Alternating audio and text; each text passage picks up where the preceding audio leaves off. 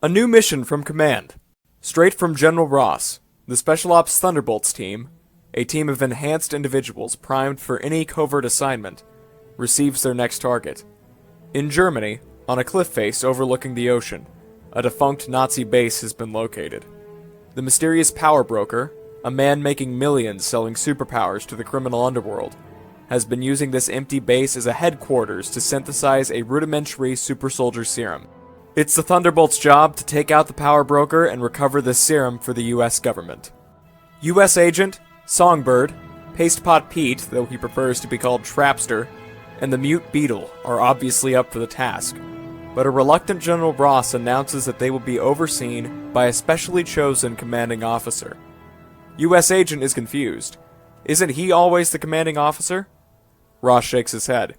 This officer was chosen for his experience in Germany and with a similar serum. The officer steps into the briefing room with a smile. The Thunderbolts' jaws collectively drop. It is none other than Captain America.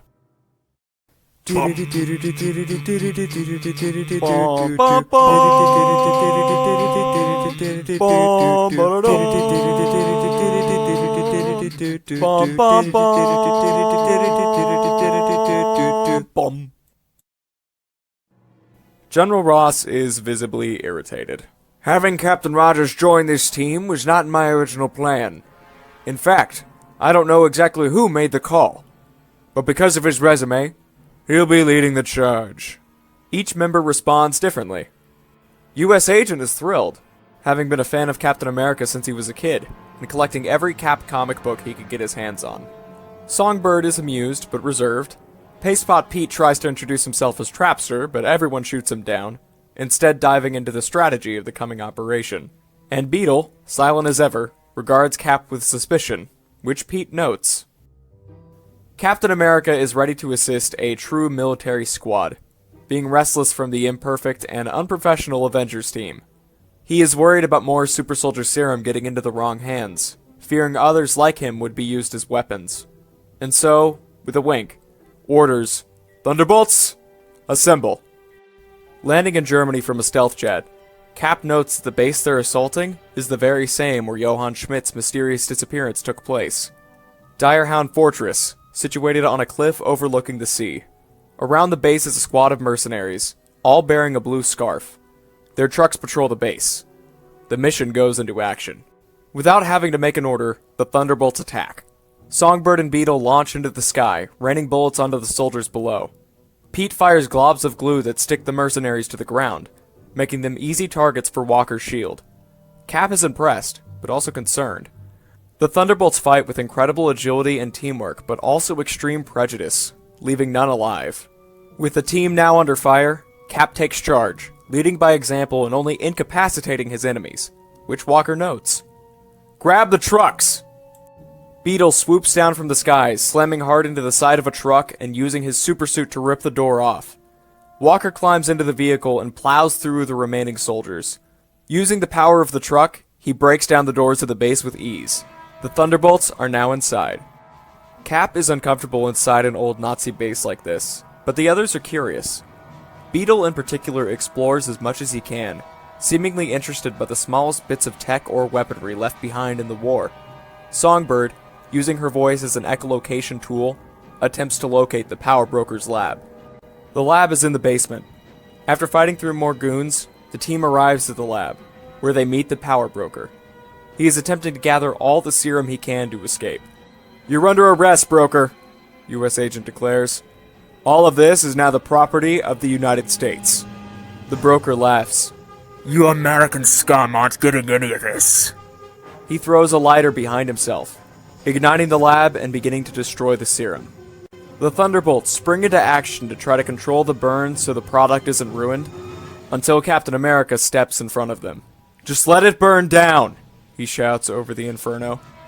Ross only wants the serum so he can create more soldiers, not so it can be kept safe. And he'll be the only one keeping them accountable. But these are our orders, Songbird says hesitantly. And mine were to destroy it all, Cap says. But I won't stand in your way. It only takes a moment. Beetle tries to run forward, but Pete holds him back. U.S. Agent acts next. He runs ahead, grabs Broker violently, and pushes him forward into Beetle's hands, due to his suit's greater strength. With a glance of respect to Cap, Walker looks to the exit. Let's get out of here.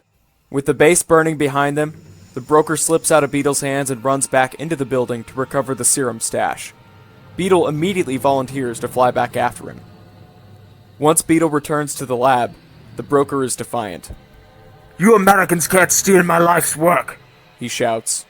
Beetle removes his helmet, and for the first time, speaks aloud. Thankfully, I am not American. Slowly, from a concealed pocket, the man who claimed to be Beetle places a purple sock mask over his head. I am claiming this research in the name of the Zemo family, Mr. Broker. Seeing the mask, Broker changes his tune. Baron Zemo, it's you!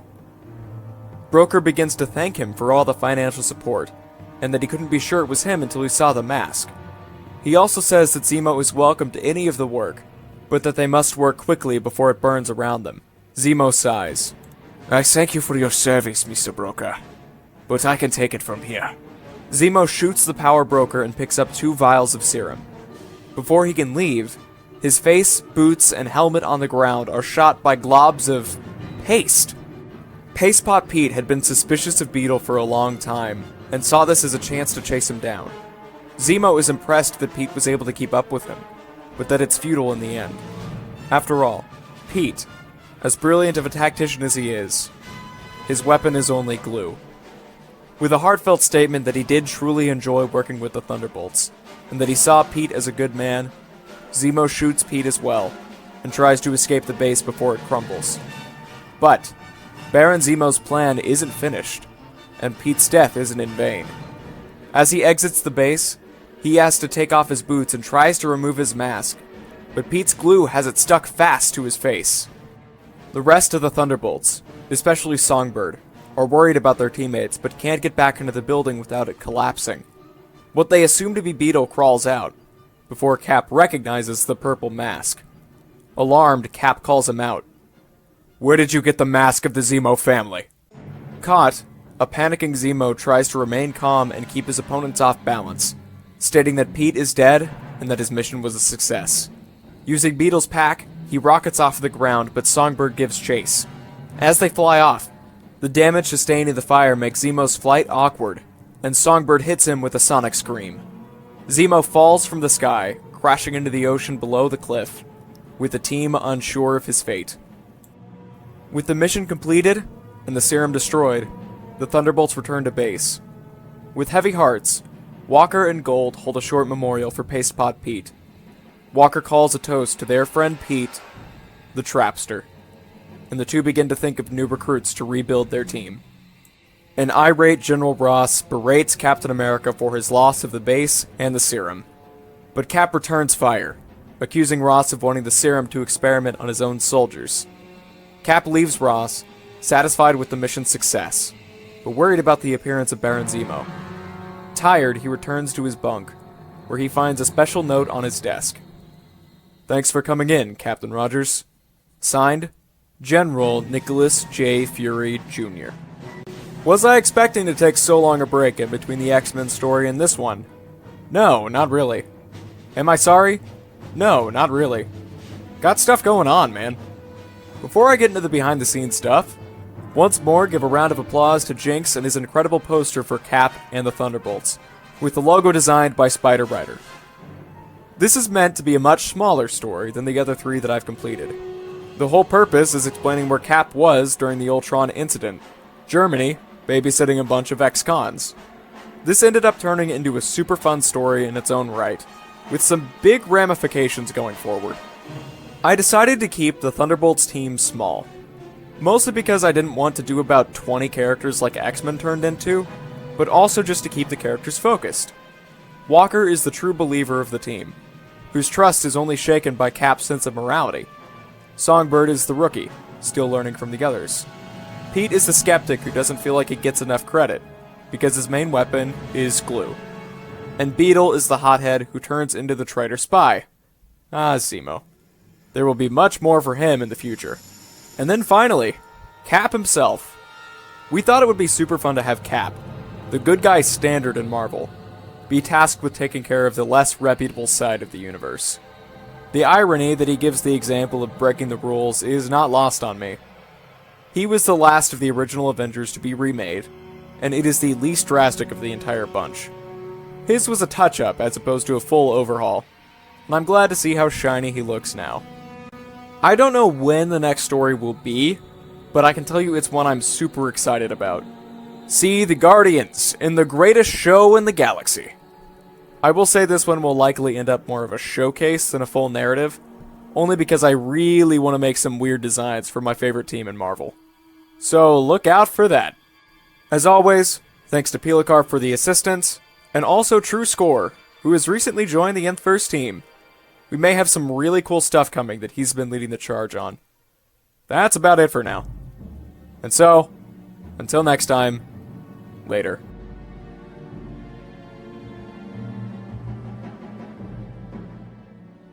I appreciated the information, Mr. Osborn. I trust the serum arrived quickly? It did, Baron. I'd only heard of the reputation of your family, so it is a pleasure to see that you're everything the stories have said. Zemo shakes his head. Truthfully, I am not yet. I made many mistakes only an amateur should make. Before my work truly goes into action, I must improve far beyond my own limits. Norman is quiet. I respect a man who addresses his mistakes. It would be a pleasure to work with you in the future.